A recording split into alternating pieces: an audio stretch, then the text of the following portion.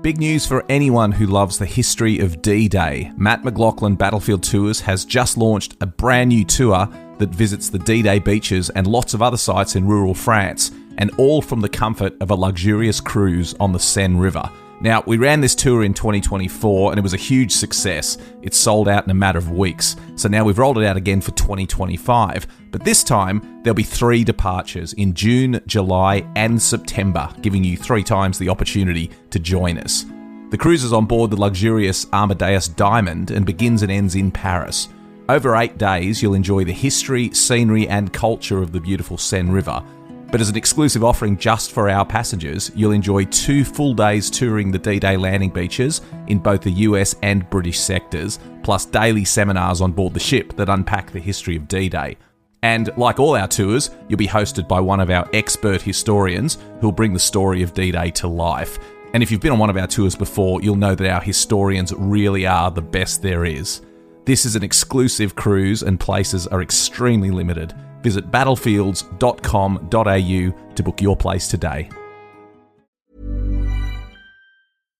Cue the fireplace and your favorite fall movie. There's nothing better than a cozy evening at home with a glass of First Leaf wine. First Leaf is a personalized wine club that delivers right to your door. Sounds magical, right? They get to know your favorite tasting notes, which varietals you enjoy, and whether you prefer sweet or dry wines. So in every shipment, you get bottles tailored to your unique palate. Go to tryfirstleaf.com/fall to get your first 6 wines for just $44.95 with free shipping. Outdoor adventures often come with a side of itch. That's why you need Sarna Calm and Cool. Whether you're dealing with bug bites from an adventurous hike or skin irritations from an unexpected encounter with poison ivy, Sarna Calm and Cool provides the soothing care your skin needs. Sarna Calm and Cool lotion relieves itch and pain from insect bites, sunburn, and poison ivy with 1% permoxine hydrochloride and 0.5% menthol. Did you know Sarna is the #1 dermatologist-recommended topical anti-itch brand? Learn more at sarnalotion.com today. A Living History production. I'm Matt McLachlan. And I'm Pete Smith.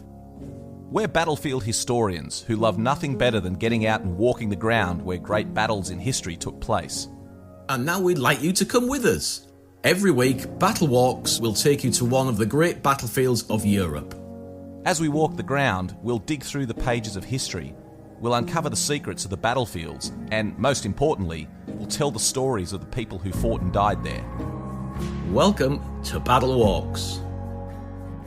Hello and welcome to another episode of BattleWalks. We are walking the great battlefields of Europe, and I have to say, having a great time doing it. Let's jump into this week's episode. It's a good one. It's going to be very particularly important to my co-host, as this is his stomping ground from where he grew up. There's a very big connection to where he's from in England. Pete Smith, welcome back to BattleWalks. Tell us what we're doing this week. Hi Matt. Well, we're going to be following the Hull Pals, so we're going to talk about the raising of the Hull Pals, and then the action that I suppose is remembered most in Hull because of the terrible casualties. They're fighting at a place called Oppy Wood on the 3rd of May 1917. It's part of the bigger Battle of Arras, and then another part of the Battle of Arras. This is called the Third Battle of the Scarpe, the 3rd to the 4th of May 1917. Now, we've touched on Arras a few times on the podcast. It is a big, wheeling, complicated battle. We talked about it when we did Bullecourt. We talked about it when we did Vimy Ridge. There's so many elements to this battle, and we won't in this podcast try to break the whole thing down. But suffice it to say that this is a huge battle that took place in 1917 and involved a very large number of units in a very big landscape. And I think this is the best way to approach it. What we've been doing, Pete, is just breaking it down into these small, manageable chunks, because I suppose at the end of the day, for the men on the ground, that's what the battle was. They were not particularly interested in the big strategic picture. They were interested in what was happening in that field in front of them.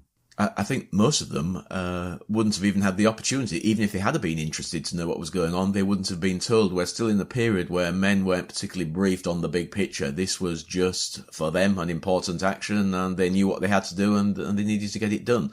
And I think that will remain very much almost to the end of the war. It's really in 1918 where the men have felt it's necessary to give them a better briefing so that they know a little bit more about what's going on. Actually, I'm wrong there. I was thinking, because this is just prior prior to the action that takes place at Messines, and Messines is really the first big action where the men are briefed properly. So perhaps we're getting close. We're getting close to the men knowing a little bit more about what was going on. This is an interesting walk we're doing because we're walking the ground in France where the battle occurred. But as we said at the top, there's a big connection to a place in England that is very close to your heart. So Hull, or Hull, as you say, Hull, for our Australian listeners who might not appreciate the Northern English accent. But tell us, where exactly are we? Let's talk about the UK first. Where is this place and why is it important to you? Okay, so we're in the north east of England. It's a fairly, I think, the third largest city. I'm not quite sure where it stands now, but for a long time, third largest city in the UK. Main trade, fishing. It's famous for fishing and whaling, going back a century, and whaling was big. Mainly nowadays, it's a direct route to the continent, so there's a regular ferry service from Hull to Holland and elsewhere. So it's still an important port. Sadly, the fishing's completely gone from being the number one fishing port in the UK. Now no fish are landed in Hull at all. And this is the area where you grew up, I assume? It's where I was born. So I was born in Hull, moved to a little village outside of Hull, and in fact, for that reason, we crossed the boundary and into the East Riding, and I actually went to Beverley, to school in Beverley, which is like the county town. Hull's the big industrial city. So I'm in between the two. My father was born in Hull as well, my grandfather. So Hull's my hometown. Talk to me about the men who came from Hull and enlisted in the First World War and went off to fight, because it's a pretty significant part of the story of the British forces during the First World War. Yeah, it is indeed. I mean, what we're going to be talking about are the PALS battalions, the units that were raised specifically for volunteer force for fighting in the Great War. So I'm going to take you right the way to 1914 and to what happened in 1914, because what became very, very obvious very, very quickly is we needed a national army, and we didn't have one, and we were going to be fighting a country or countries that had national armies. Germany, everybody did military training, they were all conscripted, and so it's an enormous national army, and we have this regular fighting force, very professional, but we need to expand it drastically. So the man that really recognised and is the man that we remember is Field Marshal Earl Kitchener, and he's pointing finger on those famous posters, "Your country needs you." Well, he is the man that really is tasked to try and recruit, to try and get these men to volunteer. And he starts very early. Britain went to war on the 4th of August, and on the 7th of August in 1914, we get the first basically enlistment posters trying to persuade people to volunteer. What we then get is, I suppose, an idea that forms. Now, there is some suggestion that it may have been the War Office that suggested it to a gentleman called Lord Derby. Or is that pronounced Derby? Derby. Always struggle with that one. I think it's Derby. I'm going to stick with Derby. Lord Derby.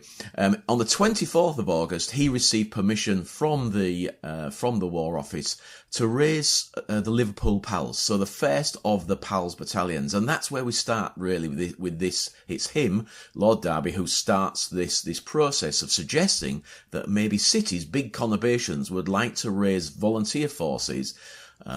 Even pay for them to a certain extent, pay for their uniforms, pay for their lodgings, get them all organised, and then hand them over to the military when they're at a certain state of readiness. And Hull had a reluctance to volunteer. There weren't that many volunteers in Hull in the early days, and so Hull, it's thought, is ripe for kind of suggesting that perhaps this would be a good idea. And one of the reasons we believe, certainly in the Hull Daily Mail at the time, people were reluctant to join up because they wanted to join up with their mates, and they didn't want to end up with people they didn't know. And so this is part of the key to this whole strategy of getting guys to enlist together. And so what we get on August the 29th, a chap called Lord Nunbenhome, his actual proper name was Charles Wilson. He's a local ship owner. He meets Kitchener and basically gets the okay to start raising a group of volunteer battalion. First of all, just one battalion to serve on the Western Front. That is going to expand rapidly because he's very clever. What actually happens is they decide, wouldn't it be a great idea if they could, as well as being geographic, these people are all going to be from Hull, they're all going to come from Hull, but wouldn't it be a great idea if we can actually split them down into also, I suppose, social levels? And so the 10th Service Battalion, which is the first battalion that's raised, becomes known as the Commercial Battalion. And that's because they're all commercial type guys. The 11th Service Battalion becomes the Tradesman's Battalion. It's obvious what's going on here. The next battalion, the 12th Battalion, becomes the Sportsman's Battalion. And then the final battalion, the 13th, is known as T'others. In the Yorkshire dialect, the others. In other words, they don't fit into any of the above. It's absolutely fascinating, Pete, and I particularly like that idea that you could call yourself a sportsman, and because you were good at golf or tennis or hunting, and join up with other fellows who saw themselves in the same way. I should point out for our Australian listeners as well that we focus a lot on the PALS battalions coming out of the UK. A very similar system actually applied in Australia, that men from the same locality enlisted and went off together, and there were numerous sportsman battalions that came out of Australia as well. Probably the big distinction was the geographic areas were much larger in Australia, so there would have been less of that comradeship from being from the same local area, but it still applied. Men from where I grew up, West Wyalong, actually where my family farm was at Mallee Plains, they all went off and joined the 20th Battalion. So if you served in the 20th Battalion, particularly early in the war, particularly at Gallipoli and in the early days of the war, you could be pretty confident that the men around you had at least enlisted from the district where you lived and worked. So it was the same loose system applied in Australia, just from much larger geographic areas.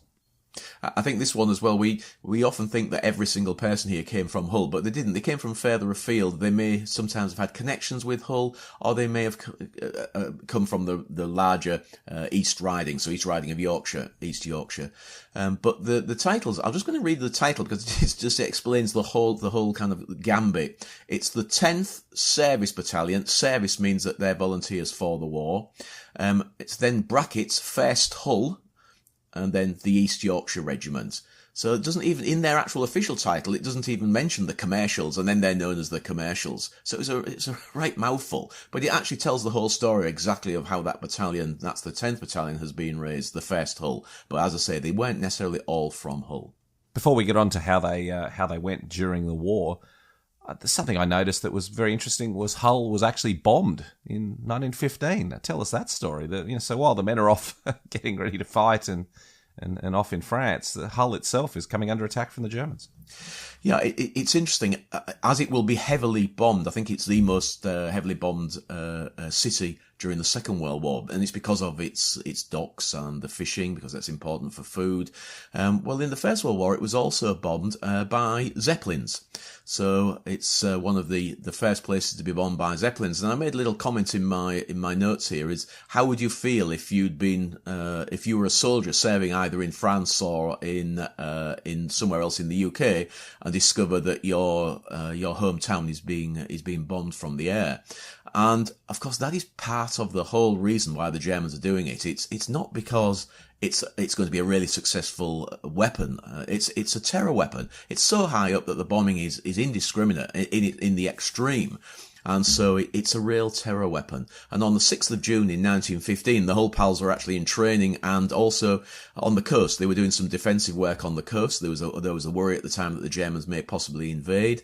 And of course, they then heard about that Hull was being bombed. And in fact, I'm just going to go to I've got a set of medals. I've been very interested in the Hull Pals for years, and I was given a set of medals by an elderly couple whose father had actually served in the Hull Pals, and I got to know them very well. And they gave me an account. Their father, who had served, had actually recorded an account, and part of the account I'm just going to read you here. It's been transcribed. It says, on June the 6th at 11 p.m, the alarm sounded and we turned out. This is when they're on the coast. They turned out, expecting the Germans had landed. However, when we lined up in the square, the colonel told us that reports had come in by telephone to say that a Zeppelin was coming up the River Humber. Hull's on the banks of the Humber, with the intention of bombing Hull. That's one of the reasons it was bombed so heavily. It was easy to find this big estuary, guided planes coming from the continent to the city. We were given 10 rounds of ammunition and told to open up independent fire if the Zeppelin came over the camp. Being high up on the Yorkshire walls, we could see flashes of light over Hull, and those would be the bombs. It was during the night. We all had families in Hull, and the consensus of opinion was that we should all get back there. So you can see how it's unsettling these men. We were about 8 or 10 miles away, and there was no transport of any sort. The officers could see we were getting restless and told us that we were in telephone communication with Hull, and that anyone with families in the affected areas would be given leave the following day. So it's a good account to give you an idea of how that kind of bombing affected the soldiers both in France and in training in Britain. Yeah, absolutely. We should say at this stage as well, for anyone who is new to the story of the First World War, Zeppelins are large German airships. There were no aircraft that could make the journey from Germany over to England at that stage of technology. So the Germans brought in these quite fearsome airships, these Zeppelins, and today you can find a lot of them were shot down, and it's quite collectible. You can find quite a few remnants and detritus from the Zeppelins. Quite a famous, and not as well known as it should be, a chapter of the First World War. Interestingly, why we get so many little bits of Zeppelins available is because they were cut up into tiny fragments and sold to raise money for various military charities. And so you could buy a little piece of a Zeppelin at the time. So it's a fascinating part of the war. I won't go into the whole story of it, but basically the Zeppelin menace finishes when we invent an incendiary round, because they're full of inflammable gas, and if you hit them with an incendiary round, then they're gone. And they will be eventually replaced by bombers, German bombers, which will reach the UK as well. But that's a story for another day. So let's go back to our friends, the Hull pals. Tell us a little bit more about them, Pete. What did they do early in the war? And then as we go on, we're going to do a walk around Oppy Wood, where they fought in 1917. Yeah, it's more of a bimble list, because it's not a big area at all. It's just a bimble. A bimble. It's just to that sounds like a word that the Hull pals would have known well. Possibly. So where do we start? So obviously, interestingly, they are not going to go to France to start off with. They expected they would. They trained and they were digging trenches and went down to Salisbury to do more training. Eventually, that's where they'll do their final training, on Salisbury Plain, as most units did. And in fact, they're in an area that many Australian troops would recognise at the same period, Fovant. I think Fovant is where the big Australian crest is carved into the white the white. It is chalk. Indeed on the Salisbury Plain. A lot of Australians were encamped here, and as did many of their British and New Zealand and Canadian comrades. They took the opportunity to carve into the chalk soil and left their marks behind. Yeah, I can feel another podcast coming on. So a place called Herdicott Camp, which is near to Fovant, and that's where they did their final training. And then suddenly they're issued with tropical helmets. And so there's a clue there. They're not, in fact, going to the Western Front. They went to Egypt. So on the 30th of December 1915, all of the 4 battalions, 10th, 11th, 12th and 13th. So this is a brigade. So that's the next thing to say. The 4 battalions formed a brigade, the 92nd Brigade, in the 31st Division. And the 31st Division is allocated to the Suez Canal defences. And that's what they're worried about. Very topical at the moment with this ship that's blocked the Suez Canal for several days. And they went to defend the Suez Canal from Turkish attack, because they were concerned that the Turks may try and take it. And if they had done it, would have caused us a big problem, because as it did, this blockage of the canal just recently, then it's something that most trade comes through there. Most of the soldiers coming from, Australians, some of them would have come through I'm sure some of them would have come through the Suez Canal. Absolutely, all of them. So. Yeah.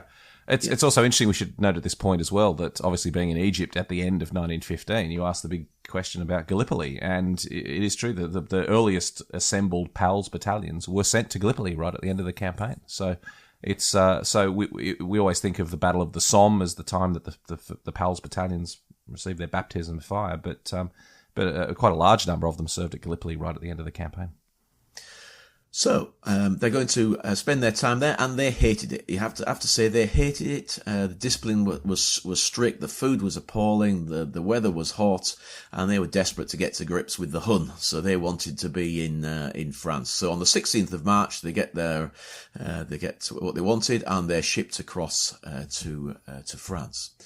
So Their first battle they're going to be involved in is the battle that actually most of the PALS battalions get a blooding in, and that is the Battle of the Somme, the 1st of July 1916. And the 92nd Brigade with the 31st Division was tasked to attack Serre.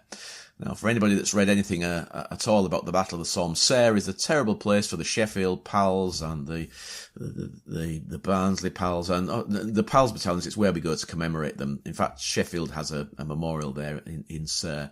And the Hull PALs were very lucky. They were held back. They were not used during that attack, apart from carrying parties. They take casualties, but they were very lucky that after the 1st of July and onwards into the Battle of the Somme, they were not too badly damaged and still had that feel of being a PALS battalion. Because one of the sadder aspects, of course, of raising a PALS battalion, it only remains a PALS battalion in that sense if you continue to supply reinforcements from the hometown. And of course, that was the big problem. In most hometowns could not continue supplying the reinforcements. So very quickly, that feel of it being just located with either Barnsley or Sheffield or one of the cities that's involved, it loses that quite quickly. And the obvious thing we should say about the Battle of the Somme and the PALS battalions is that the PALS battalions are a wonderful idea from the point of view of recruitment and training and esprit de corps. It's a fantastic idea. But if a battle goes badly wrong, as the Battle of the Somme did, it is absolutely devastating for the towns where those battalions came from. If you imagine these battalions going out and losing a huge number of men from the same battalion, that means a huge number of men from the same streets, towns and villages are all lost at the same time. So the Battle of the Somme really left its mark, particularly in the north of England, and these towns that had worked so hard only a couple of years earlier to raise these PALS battalions, and then saw a huge proportion of the young men from that town killed or wounded in the same action. Just absolutely devastating. You're absolutely right, and I'm going to go off not quite on one of my famous tangents, but just a little bit. It's really my introduction to the First World War, because I am going to lose a great uncle during this battle. He was serving in the PALs. I'll a little bit more about him later, but was my father telling me that when he was a young man growing up in Hull, on the day of the battle, the 3rd of May, it used to be a day of mourning in Hull, and everybody would walk about. My dad was born in 1920, direct results of his grandfather or his father returning from the First World War, and he remembered everybody wearing black armbands. People all wore black armbands because they'd lost relatives. They put black crepe paper up in their windows to signify that they'd lost a relative. And the 3rd of May in Hull for a long time, really up until the Second World War, was a day that meant as much as Armistice Day, the 11th of November, to the people of Hull, as they remembered the terrible losses during this battle that we're going to be talking about. So, just quickly, Pete, before we start our walk, what were the Hull's PALs up to between the Battle of the Somme and this fight in May 1917? Well, there's just one further action, and it's the last gambit, really, of the Battle of the Somme. It's the Battle of the Ancre, which is the 13th of November, so just before the Battle of the Somme, the bigger Battle of the Somme finishes, and they're attacking the same place. They're attacking in Serre, and they're having a similar amount of luck, but this time they were used, so they did take fairly heavy casualties, but they're spread among the battalions, and as we're going to see, the casualties are 800, and you'd have to say that probably a third of those were immediately dead. And you're thinking, well, that sounds terrible in its own right. It is terrible, but it's not going to be as terrible as the battle at Oppy Wood. So they still, because we had a big reserve still left, they were still able to fill most of those places with the reserve. So as we get into 1917 and towards the 3rd of May, then they still have that feel of coming from one geographic area, which most of the other PALS battalions did not. Well, now we're moving forward to the action we're going to be following, Oppy Wood. Tell us a little bit, very briefly, about where it is and why it's important and why it became significant for the Hull PALs. Okay, well, Oppy it's a very quiet area, I have to say, and it's not particularly well visited. It's not an area that people, now I know this is the wrong thing to say, but you'll know what I mean. It's not the sexy part of the battlefield. It's not the Battle of the Somme. It's not Passchendaele. It's not Vimy Ridge. It isn't just as important as all of the rest, but it's not one that fires people's imagination. You could have to say that most of the Battle of Arras doesn't particularly fire people's imagination. Let's hope that's changing. I think it is. I think people are starting to explore all the aspects, those that are interested, all aspects of the battlefields now. So it's not that visited. It's funny enough, in preparing for this podcast, I've been looking at what's online, what was available online, just refreshing my memory, and amazingly very little. You know, there's not lots of pictures of the memorials in Oppy or the village. So yeah, it's not the same as when you're researching the Somme. So Oppy itself, a small village, it's about 11 kilometres northeast of Arras. Population 400. I always use my village as a kind of a guideline. My village's population of around about 200. Well, I have to say, it doesn't feel any larger than my village, so they must be spread out quite a bit, because the village is quite a small village. Of course, because it was flattened like all of the others, it looks similar. All the houses are fairly much the same style of brickwork. The church, Art Deco, as a lot of them are. It's a very Art Deco church. No attempt to reproduce what had been there before, so we have a very Art Deco church. But the most striking thing in the square in the middle of the village, well, there's two memorials really that are striking. The first one that we'll talk about is, that's where we're going to stand. So we'll start off with, we're going to stand in front of the French village memorial. So this is just the village memorial, and it's to the glorious dead of the village of Oppy. But it's a very interesting one. It's not like a lot of war memorials in the area. It's a lot more warlike. This is a French soldier, grenade in hand. He's got the parapet behind him, throwing his grenade over the parapet. We see a German steel helmet in front of him. And that's interesting, because very often the depiction is of a pickelhaube, that spiky, pointy leather helmet that we see in the early days of the war, and kind of recognise straight away when we think of the Germans. But it's depicting, on this memorial, it's depicting the steel helmet. So it's talking about the helmet of the period when the village was fought over, 1917. And so I enjoy this memorial. I think it's an interesting one. It's, as I've said this several times when we've been doing this podcast, go and have a look at the local French memorial, worthwhile to go and have a look at. But then across the lawned area, with the wood behind it. So the wood actually comes right into the heart of the village here. And so the Oppy Wood, the famous wood, is behind it. And we are actually, where we're standing is the German fortified village. This was held by the Germans. So to get to the wood, to get to the village, then the Hull Pals are going to have to come, the 92nd Brigade is going to have to come through the wood and round both sides of it. And so we can see the wood behind the memorial. And what is that memorial? Well, it's a memorial to the city of Hull. So very unusual to have a memorial commemorating a city. So it's not just to the Hull Pals, the 92nd Infantry Brigade. It is commemorating Hull on the Western Front. A lot of people don't realise that. They just think it's commemorating those men from Hull who died fighting here. It isn't. And so you have to say, why isn't it in Hull? Well, I'm not so sure. I don't know why it isn't in the city centre. We have a little or a large cenotaph there, but we don't have anything as touching as this, as moving as this. So what does it look like? Well, it's a big Christian cross with Christ on the cross. So we have Christ on the cross. And you actually walk up steps to get to it. So it's a big memorial. So you walk up the steps to get to Christ on the cross. Behind it, if you walk back down the steps and go behind it, there is a long curving wall. And there's a seat, and straight away it gives you a clue here. This was built for pilgrims. This was built for people to sit around the memorial and to have a think about what went on here, because this was the place that people came from Hull. If you were coming to the Western Front or on one of the large tours in the 1920s, the pilgrim tours, then this would be included. Not now. Very few people or very few coaches will go to, unless it's very specific and they're following the PALS battalions, then they may come here. But it's not a place that's visited very often. It's a great shame, because it is designed, this memorial was designed for people to sit on these seats behind and around the memorial and to contemplate. I'm very lucky. Before I lost my father, we came here together to the memorial.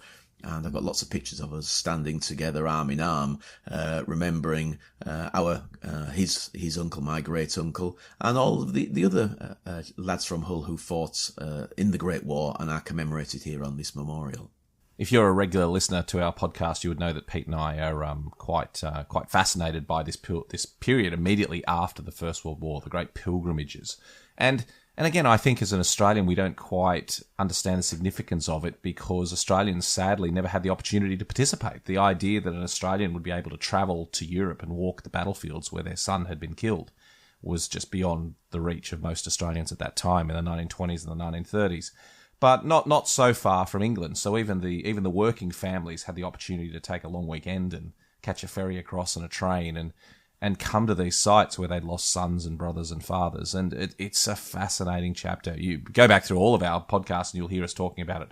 To me, it's almost as fascinating as the story of the war itself, the collective grief that followed this first huge world war and the tangible reminders that we still have on the battlefields today of those pilgrims that came over. So I always like to say that when we go to the memorials and the cemeteries, the creators knew that they would be there for centuries after the original families had all long gone.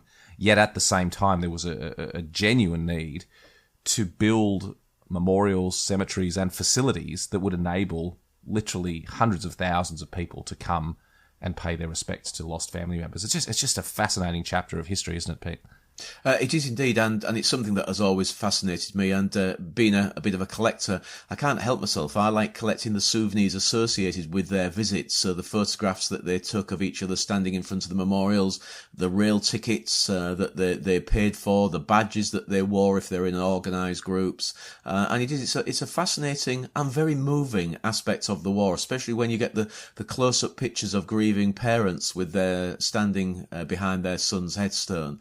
And I think those are probably some of the most moving photographs that certainly as I have in my collection, and that you can see. It brings it home to you straight away that this is not just about fighting, adventure and excitement, which for a lot of these young chaps, that's what they thought it was going to be. This is about loss, memory, and heartbreak, really. And coming here, you can sitting on this seat with a memorial in front of you, then you can think about that. And certainly when I was there with my father, that's what we thought about. So where to next on our, was it a bimble around? Yeah, a bimble around Oppy? So we're just going to go around the wood. So I'm just going to try and put it in perspective again. So this is a wood that is in front of the village, and we are attacking from the far side of that wood. And one battalion is being held in reserve, and we have 3 battalions that are in the attack. So the 12th, and this is us now looking from the far side of the wood. You have to use your imagination here. We're looking into the wood, and beyond the wood we can see the remnants of the village, and that's where we're standing now, within that village. But imagine you're on the other side. And we've got the 12th East Yorks on the left. We've got the 11th East Yorks, which will have to push through the wood, and the 10th East Yorks on the right. Now, what I need to say straight away is this is a disaster. Now, you knew I was going to say that because, of course, what we're commemorating are the terrible losses. So very few people will get through the wood at all.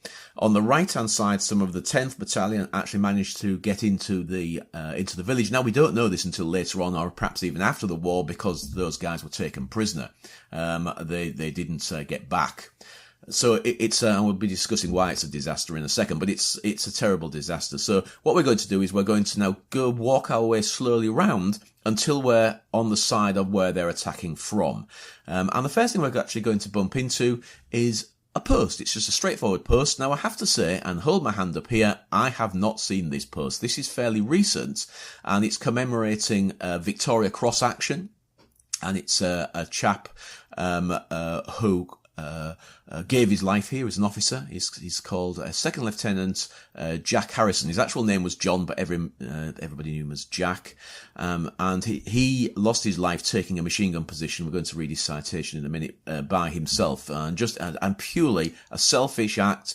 I think by then they knew they weren't going to go any further forward, but he just feels this machine gun has to be taken out. I think it's to allow his men to either dig in and try and hold the land or to fall back, and so he will lose his life there. For me, he was somebody who I've known about almost all my life. And I was very lucky that for a short period, I actually owned his memorial scroll. So something that was given to his wife, and eventually, sadly, lost. It was actually found on a rubbish dump, and it's the memorial scroll that came with the death plaque and the medals. One of the part of the things that were given to the families on their deaths. And so for a short period, I owned this. So I felt very honoured to have owned it, and I know it went to yet another good home from myself. So He was a true Hull man. He'd been born in Hull. He'd become a teacher in Hull. He'd actually went to York to be educated, which York is, if anybody's been to York, a very nice place to go to. Very famous for the Romans and the ruins. I'm going to go off in a tangent if I'm not careful, so I'm going to draw myself back in.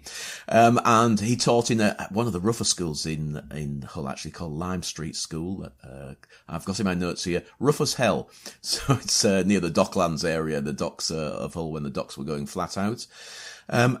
But what I'm also interested in, he was a very keen sportsman, and he played for Hull FC. And in 1914, they were in the cup final, and he scored one of the winning tries, and they successfully beat Wakefield 6. I believe in 6-0. in football that's actually known as a goal, not a try. No, it's rugby. So He's playing rugby. He is, but we call it rugby football, and here it's just at that time they just called it football.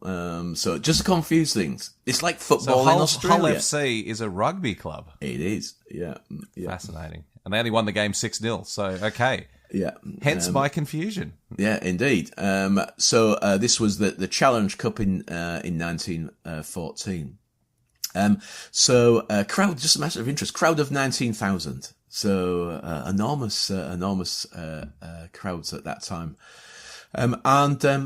He was late in joining, I have to say, because he had so much going on, a teacher, a sportsman, etc., etc. He didn't actually apply for a commission. He went to an officer training college, and commissioned on the 4th of August in 1916. And then, obviously, because of his background, he went to the East Yorkshire Regiment and to the 11th Battalion and commanded C Company during this attack.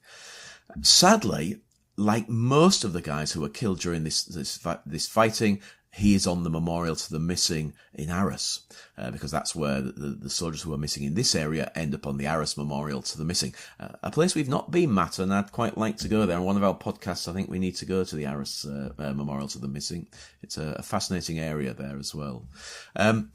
As is sadly my great uncle, he's also on that memorial, and he was serving in the 12th Battalion, and he's Arthur Smith. Difficult man to research for obvious reasons, but he is. Perhaps when we're allowed to travel and walk the battlefields again, Pete, we should do a live podcast as we go and visit some of these sites around Arras. Yeah, because there's a lot of good ones to see. Yeah, I agree entirely, and interestingly. The Arras Memorial, no, I'm going to spoil the Arras talk, the memorial talk, but you cannot see his name very clearly. I often feel like taking some step ladders. He's right at the top on one of the panels to go and get a good photograph of his name. Like, you can't really photograph it from the floor. So I'm just going to read you Jack Harrison's MC. He'd already been awarded the MC, so his VC citation. For most conspicuous bravery and self-sacrifice in an attack, owing to darkness and to smoke from the enemy barrage and from our own, to the fact that our objective was a dark wood, it was impossible to see where our barrage had lifted off the enemy front line. And it gives you an idea of the confusion here. This is a night attack, and there was an awful lot of confusion, an awful lot of a lack of shell fire from our point of view, so no proper creeping barrage. And what there had been, this barrage that moves forward at the same speed that you are, they were supposed to be 50 paces behind it. They lost touch with it, and in fact they lost it. They weren't even sure where the barrage had gone. Nevertheless, Second Lieutenant Harrison led his company against the enemy trench under heavy rifle and machine gun fire, but was repulsed. Reorganising his command as best he could in no man's land, he again attacked in darkness under terrific fire, but with no success. Then turning round, this gallant officer single-handedly made a dash at the machine gun, hoping to knock out the gun and so save the lives of many of his company. His self-sacrifice and absolute disregard of danger was an inspiring example to all. He is reported missing, believed killed, and that was absolutely correct. Now, I've got another little chapter heading here, which I think is something that is interesting. How did Hull react to the terrible news of these appalling casualties? And just to give you an idea, 1,000 men in the battalion let's say 700, 800 in the attack. Well, most of these battalions were at half strength by the end of this fighting. And yet, when we look at the casualty records, they don't appear to be, or any casualties bad. But the 10th Battalion was reporting 100 men dead, 11th Battalion 63 men dead, and the 12th Battalion 83 men dead. And it gives you a completely wrong impression, because that doesn't include the missing, which the majority will be dead. It doesn't include those that will die and that's why we use the term casualties, that will die later on because of their wounds. It doesn't even include those that have been taken prisoner. So it's, if you look at the outright dead at the roll calls, then it doesn't appear to be too terrible. It's only later on, when they start compiling the figures, that we realise how bad the casualties were. And so, well, in fact, some of the battalions, 2 of them were down to 2 companies at the end, so literally only less than a third of the men returning from the fighting. Just horrific. Yeah, it certainly was. So how did Hull react to it? Well, interestingly, I've researched and been interested in the Hull papers of this time for a long, long time, and what you find is that there's no sudden outcry. Well, of course there wouldn't be, because by the time we get to 1917, the newspapers have been pumping out these list of casualties day after day after day, with biographies of a lot of the men.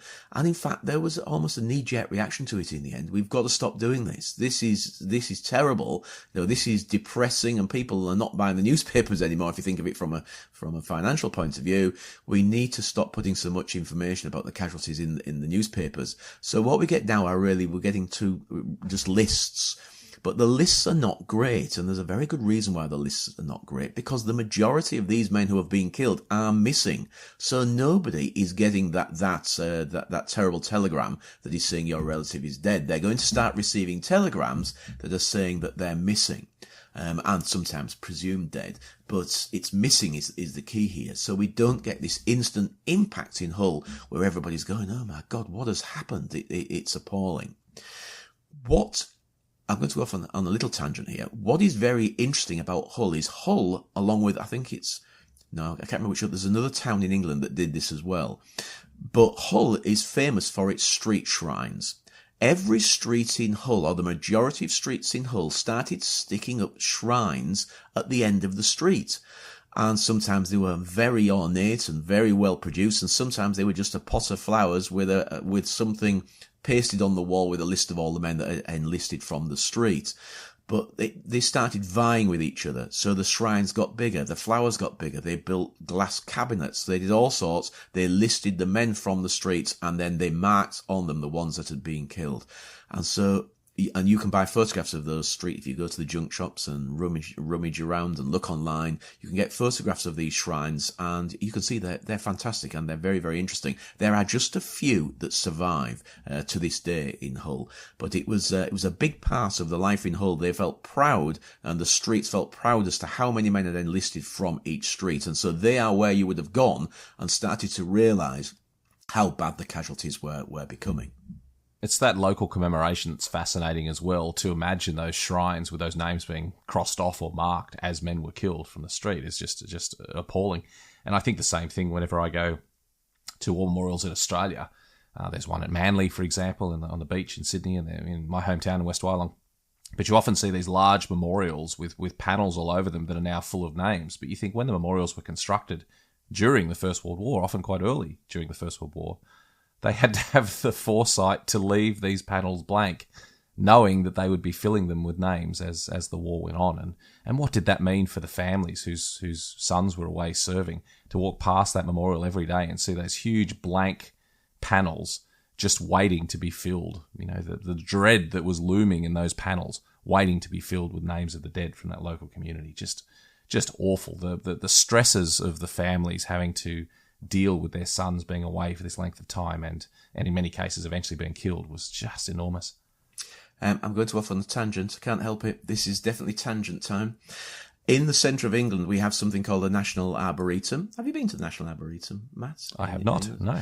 It's where the Memorial to Modern Warfare is. And the Memorial to Modern Warfare is a series of curving walls. It has some beautiful bronzes in the middle. It's got a medic bending over a chap on a stretcher, and a little door behind her. And on the 11th, the 11th of the 11th, the rising sun shines through the crack in the door and lights up her face. So very cleverly designed. But it's the curving walls, because the curving walls are blank. They are waiting each year. The year is put on, and the names of those British soldiers, airmen, sailors, who died in conflict are then put onto that wall. So it's one of the most shocking aspects of it. It's designed for the future with these blank walls. And so it's an amazing memorial, well worth going there. It's also, the National Arboretum is where we put all of our war memorials now. New war memorials are put there. The memorial to the shot at dawn is there. There are memorials to the Arctic convoys. The memorial to the Falklands War is there. So it's a fantastic place to go if you're interested in memorials and warfare, I suppose. Sounds extraordinary. I'll certainly check it out next time I'm over in Europe, whenever that may be. I'm just noting your biography here of Jack Harrison, who won the VC, and his memorial that led to this discussion in the first place. Also, his son served in the Second World War. Tell us briefly about his son. He did. This is terrible because his son was born obviously while he was serving, or just before he left to go on service, because he married during the war. And whether he saw his son or not, I'm not sure whether he'd actually met his son. I've got a feeling he did see his son before he went off to war. But of course, with him being killed, there was then a shortage of money, and money was raised for his education. So he actually had a very good education, because it was paid for by people donating. And by the time of the Second World War, he was a captain in the Duke of Wellington's, the West Riding Regiment. And sadly, he lost his life at Dunkirk. He was with the Duke of Wellington's actually held the perimeter as they were evacuating, and he was killed while holding the perimeter. Terrible end of the family line. And in fact, I know the whole story of that, because his mum then was left with nobody, because he was the only child. And eventually, when the scroll that I owned was found, it was found on a rubbish dump. When she died, they cleared the house out, and it was thrown away. So it's she'd actually thankfully donated the Victoria Cross to the Regimental Museum, so it's held in the Regimental Museum. But somehow or other, the scroll was not. How many more of those little stories are out there, Pete, of families torn apart by both world wars? Just awful. The same in Australia. I come across it all the time of young men killed in the First World War, and then their sons killed in the Second World War. It's terrible, the impact of those two huge wars. I think it's one of the sadder aspects, isn't it? Is that my father, who didn't fight in the Second World War because he was in a reserved occupation, was exactly the right age for fighting in the Second World War. He was born in 1920, and of course, my grandfather would have had him thinking that the world is now safe. I've just been involved in the war to end all wars. I can have my children, not have to worry about what's coming. And of course, sadly, all of the chaps that went down that line and had children in 1920 or thereabouts, they're going to be exactly the right age to fight in the Second World War.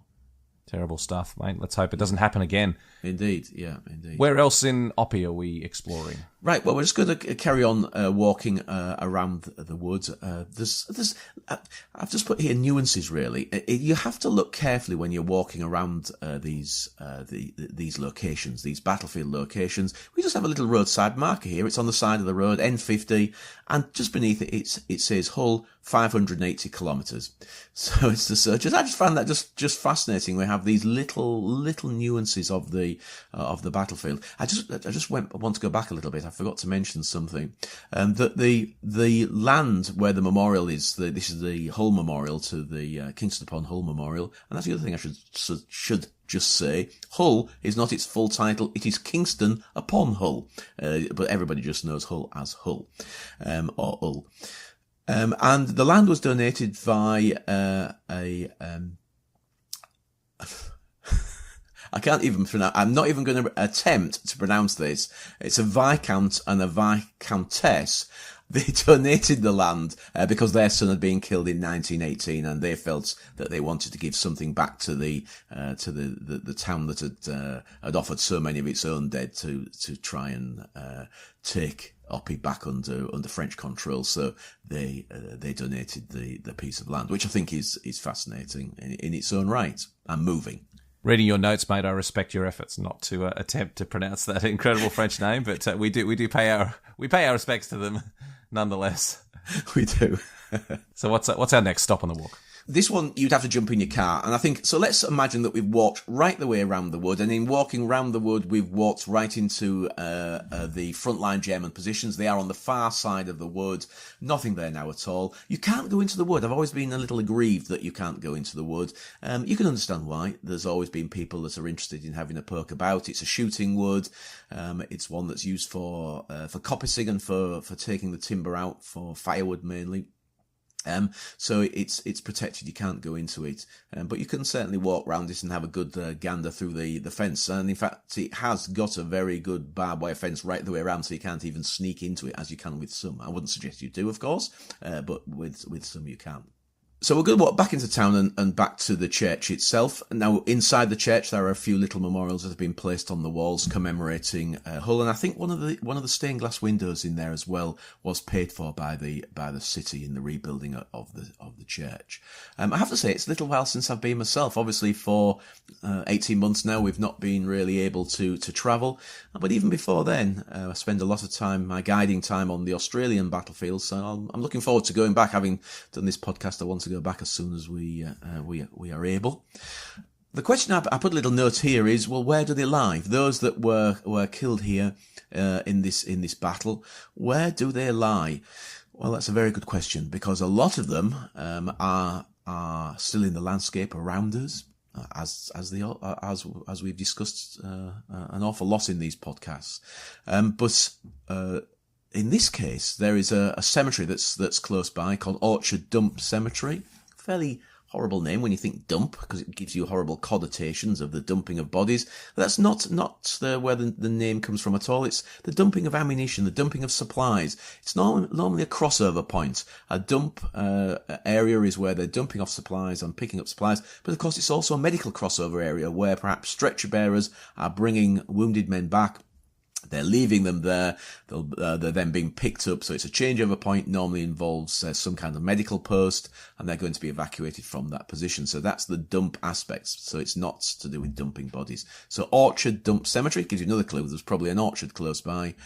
And it has 3,000 graves or commemorations. Some of them are on panels, but 3,000 soldiers commemorated, the majority with graves. But of that 3,000, 2,200 are unknown. So the bulk of this cemetery is soldiers that we don't know who they are. We may sometimes know the regiments, but we don't know who they are. And if you walk up and down the gravestones, you'll see East York badges everywhere here. So again, it's one of the terrible aspects. The recovery of bodies here was almost impossible. Well, it's just fascinating, Pete. I mean, it's so important after we walk an action like this to go and see where the men who were killed there lie. And isn't it wonderful to be able to, not wonderful, that's not the right word, but isn't it appropriate that we can walk the ground, see where they fought and died, and then go and pay our respects to them in a big cemetery like this one, and reflect on the fact that so many are still missing, that so many are unknown, so many were lost and have no known grave. Just an extraordinary action and an extraordinary walk around an important little corner of the Western Front. I think wonderful is not a bad word, Matt. To my mind, I mean, this is where we presume, because we'd like to think he had a grave. He may not, but my great uncle, this is where we presume he is, and we've picked a grave some years ago. My father and myself, we picked a grave, and we said, okay, this is now going to be our great uncle. Now, we don't know that it is at all, but it is what lots of people do exactly the same. They pick a soldier of the regiment, and possibly some of these guys are dated. We know what day they died, so that's even better if you can find one that was killed on the right day as well. Still unknown, of course. Then you can imagine that he may be your relative, and you can place your wreath and your poppies there, and that's what we do when we come here. There's another very unusual aspect of this cemetery as well. Every Commonwealth War Graves cemetery has a plaque on the wall, which actually basically says that it was, I'm paraphrasing here, but it was given by the French in perpetuity, in other words, or the Belgians in perpetuity. In other words, it was given to us for forever, for our use. Here, It's very different.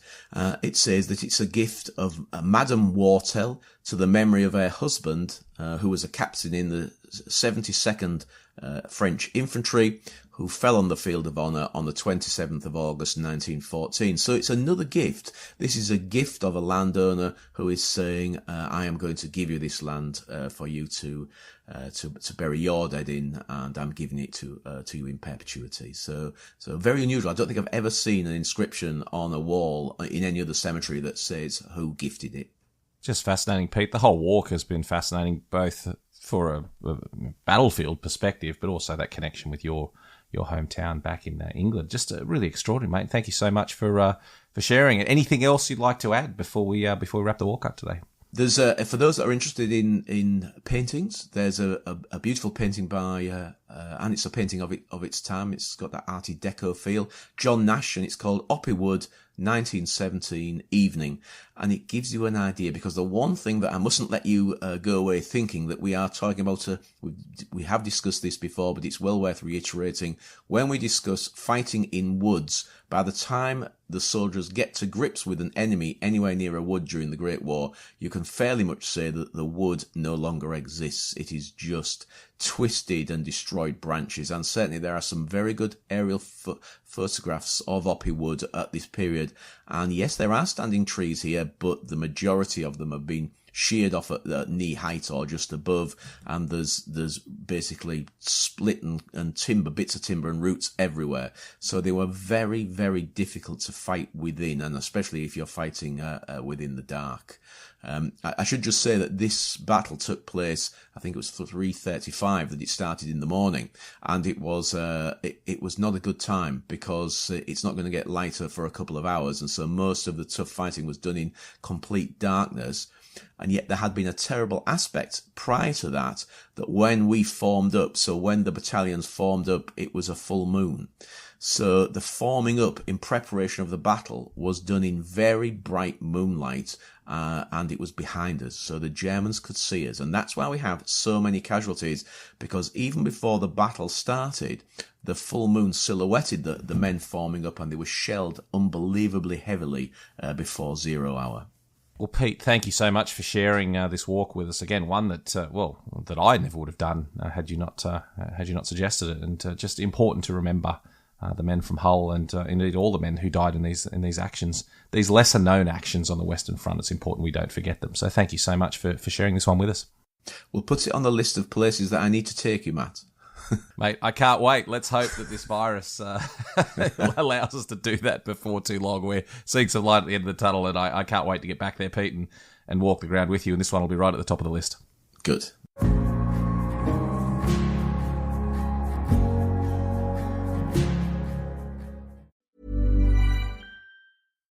Cue the fireplace and your favorite fall movie. There's nothing better than a cozy evening at home with a glass of First Leaf wine. First Leaf is a personalized wine club that delivers right to your door. Sounds magical, right? They get to know your favorite tasting notes, which varietals you enjoy, and whether you prefer sweet or dry wines. So in every shipment, you get bottles tailored to your unique palate. Go to tryfirstleaf.com/fall to get your first 6 wines for just $44.95 with free shipping. Since 2013, Bombas has donated over 100 million socks, underwear, and T-shirts to those facing homelessness. If we counted those on air, this ad would last over 1,157 days. But if we counted the time it takes to make a donation possible, it would take just a few clicks. Because every time you make a purchase, Bombas donates an item to someone who needs it. Go to bombas.com/ACAST and use code ACAST for 20% off your first purchase. That's bombas.com/ACAST, code ACAST. On November 7th, Thundercat, Karasoft, and NVIDIA teamed up to host a discussion with leading government panelists to speak on best practices and challenges agencies are facing with AI. Learn how we can plan to navigate complex policy landscapes, assess agency needs, and contribute to shaping the future of AI applications in the government. You can now tune into the conversation on the Feds at the Edge podcast, streaming on all major platforms. Visit thundercattech.com/events for more info. That's thundercattech.com/events.